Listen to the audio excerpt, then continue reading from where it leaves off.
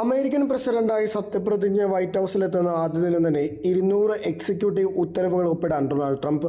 അതിർത്തി സുരക്ഷ, ഊർജം, അമേരിക്കൻ കുടുംബങ്ങളുടെ ജീവിത ചെലവ് കുറയ്ക്കൽ, ഫെഡറൽ ഗവൺമെന്റിലുടനീളം DEI പ്രോഗ്രാമുകൾ അവസാനിപ്പിക്കൽ തുടങ്ങിയവരായിരിക്കും ആദ്യ ദിനം തന്നെ പ്രസിഡന്റായി നടപടിയെടുക്കുക.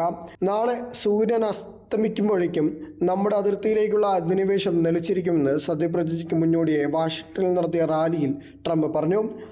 അനധികൃതമായി അതിർത്തി കടന്നെത്തിയ എല്ലാ ആളുകൾക്കും ഏതെങ്കിലും രൂപത്തിലെങ്കിൽ മറ്റൊരു വിധത്തിൽ നാട്ടിലേക്ക് മടങ്ങിപ്പോകുമെന്ന് അദ്ദേഹം പറഞ്ഞു.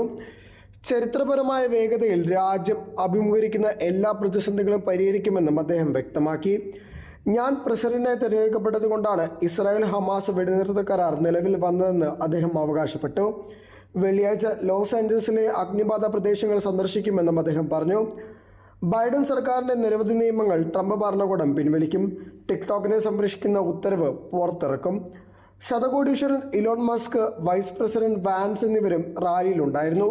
അതേസമയം അമേരിക്കൻ പരമാധികാരത്തിൻ്റെ സമ്പൂർണ്ണമായ പുനഃസ്ഥാപനം ഉൾപ്പെടെ അമേരിക്കൻ ഗവൺമെൻറ്റിനെ അടിസ്ഥാനപരമായി നവീകരിക്കുന്ന എക്സിക്യൂട്ടീവ് ഉത്തരവുകളുടെയും പ്രവർത്തനങ്ങളുടെയും ചരിത്രപരമായ ഒരു പരമ്പരയാണ് പ്രസിഡന്റ് പുറപ്പെടുവിക്കുന്നതെന്ന് വൈറ്റ് ഹൗസ് ഉദ്യോഗസ്ഥൻ പറഞ്ഞു.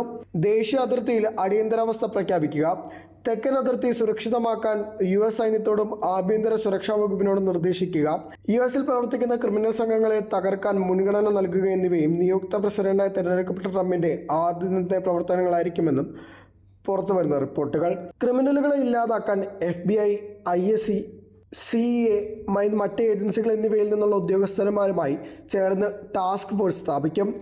മെക്സിക്കോയിൽ തുടരുക, ക്യാച്ച് ആൻഡ് റിലീസ് നയങ്ങൾ പുനഃസ്ഥാപിക്കുകയും അതിർത്തി മതിൽ പണിയുന്നത് തുടരാൻ സൈന്യത്തിന് നിർദ്ദേശം നൽകുകയും അനധികൃത വിദേശികളുടെ പ്രവേശനം താൽക്കാലികമായി നിർത്തിവെക്കാൻ നടപടി സ്വീകരിക്കുകയും ചെയ്യും.